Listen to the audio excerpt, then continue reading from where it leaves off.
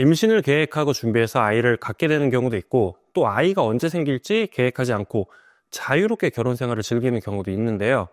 임신을 원하는 시기에 할 수 있다면 정말 좋겠지만 쉽지 않기 때문에 임신 전 미리 아기가 들어설 수 있는 몸 상태를 만들어 두는 게 좋습니다. 그러기 위해서는 예비 엄마와 아빠 모두 올바른 생활 습관과 함께 적절한 운동, 그리고 충분한 영양 섭취 등을 실천을 해주시는 게 좋습니다. 또한 임신을 하고 나서도 면역력과 체력이 약해지고 뱃속 아이의 성장을 위해 필요로 하는 영양소들이 있기 때문에 부족하지 않게 해주시는 게 중요한데요. 오늘은 임신 중 적절한 영양소를 섭취할 수 있도록 임산부 영양제의 종류와 영양제를 섭취하는 이유, 영양제 복용 방법, 주의사항 등을 알아보도록 하겠습니다.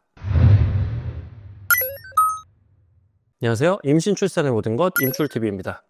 영양제는 건강을 유지하고 음식으로 섭취하기 힘든 각종 영양소 보충을 위한 의약품을 말합니다. 임신을 준비하려면 영양제를 먹으면서 건강한 몸 상태를 준비해야 한다고 많이 말하는데, 임신하기 전부터 영양제를 섭취를 꼭 해야 될까요? 요즘은 계획 임신을 준비하는 경우가 많고 건강한 아이를 출산하기 위해 물심양면으로 많은 노력을 기울이는 게 추세라고 하는데요.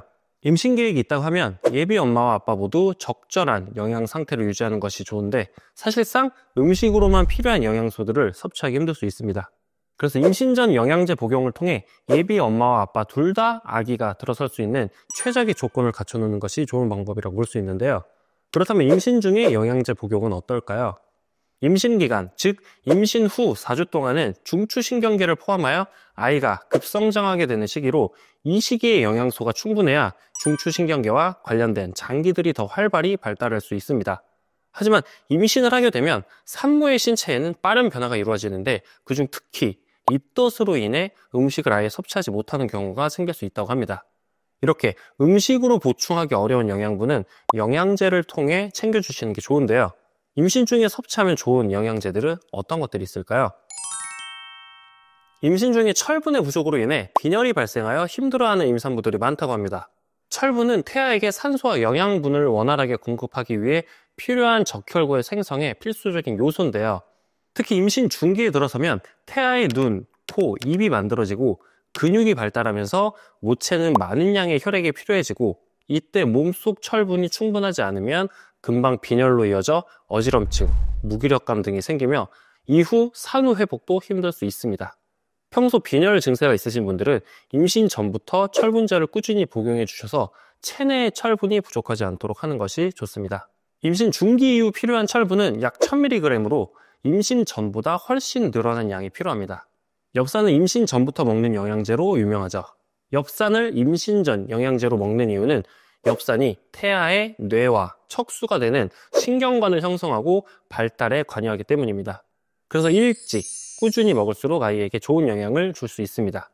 만약 엽산이 부족하다면 언청이, 다운증후군, 선천성 심장질환, 유산, 사산, 저체중아, 칠생 등의 기형이 발생할 수 있으니 최소 임신 한 달 전부터 임신 중 영양제 보충을 통해 꾸준히 보충해 주는 것을 추천해 드립니다.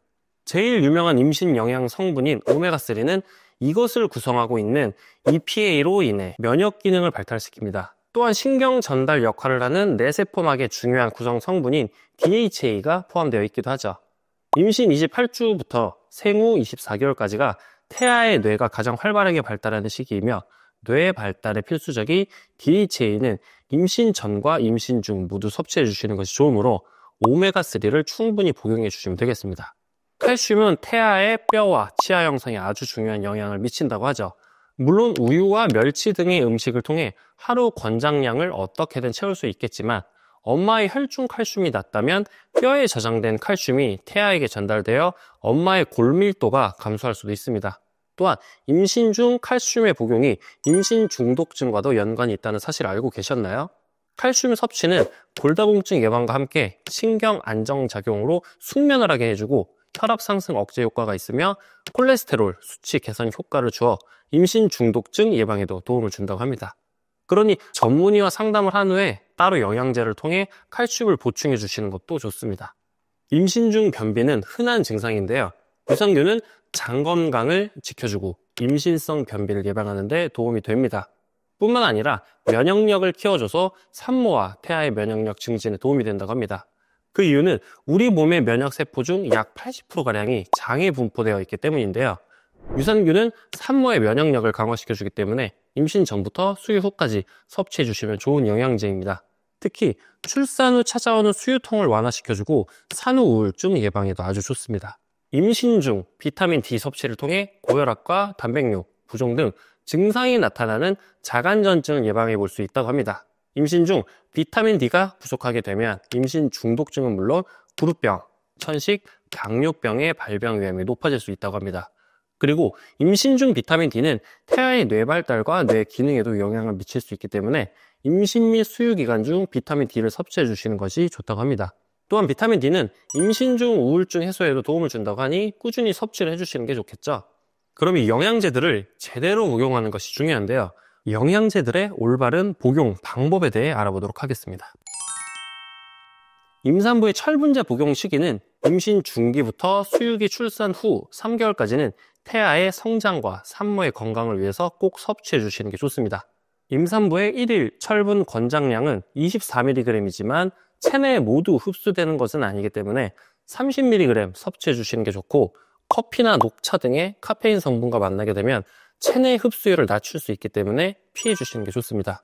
철분제 섭취 시 흡수가 가장 좋은 공복 혹은 잠들기 전, 식사 전이 좋고 비타민C가 풍부한 과일과 함께 섭취를 하셨을 때 체내 흡수가 빠르게 된다고 합니다.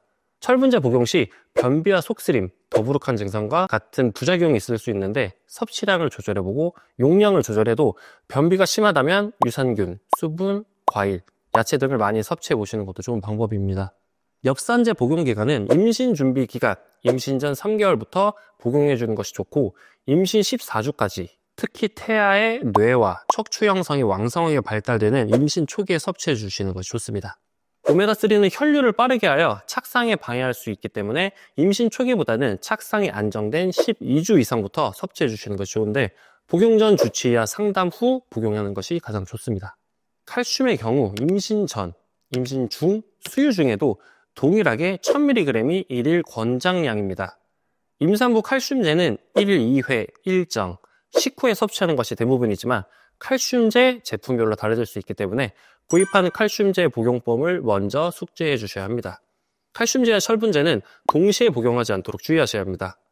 철분제를 칼슘이 흡착시켜 변으로 배출시키기 때문에 두 영양제를 섭취할 때는 시간 간격을 두어 섭취해 주시는 게 좋습니다.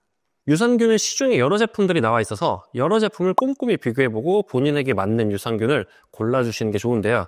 다양한 프로바이오틱스가 함유되어 있는지, 특허받은 균주인지, 보장균 수는 많은지를 고려해서 골라주시면 됩니다.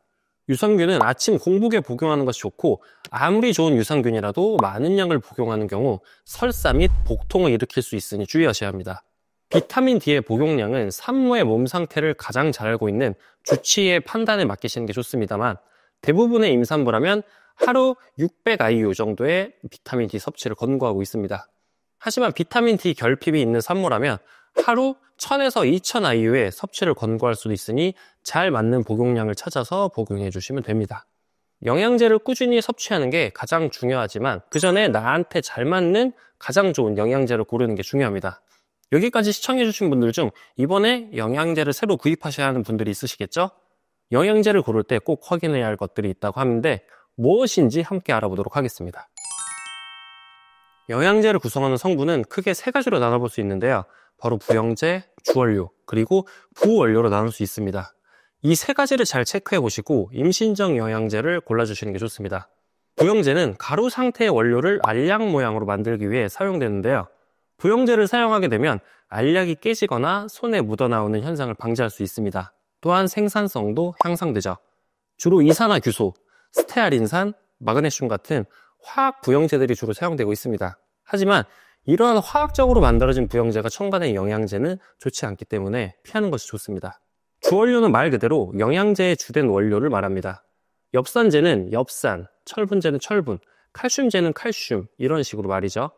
이런 주원료는 제품 원재료 및 함량이라는 곳에 가장 먼저 표기가 되는데, 예를 들어 건조 효모, 비타민 D, 건조 효모, 엽산, 이런 식으로 영양 성분명과 원재료명이 함께 표기되어 있는 제품을 고르는 게 좋습니다. 부영제와 주원료를 제외한 나머지 원료를 통틀어 부원료로 합니다.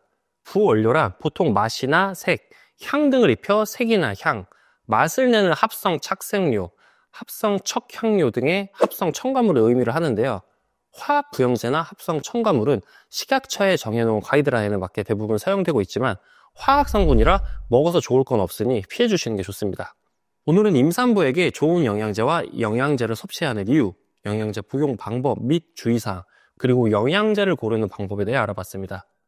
영양제마다 복용 시간, 복용 방법 등이 달라서 매번 챙겨 먹기가 쉽진 않으신데요. 산모님의 건강과 태아의 성장을 위해서 임신 기간에라도 꾸준히 잘 챙겨 드시는 게 중요합니다. 오늘 영상이 도움이 되셨다면 구독과 좋아요 부탁드리고 시청해 주셔서 감사합니다.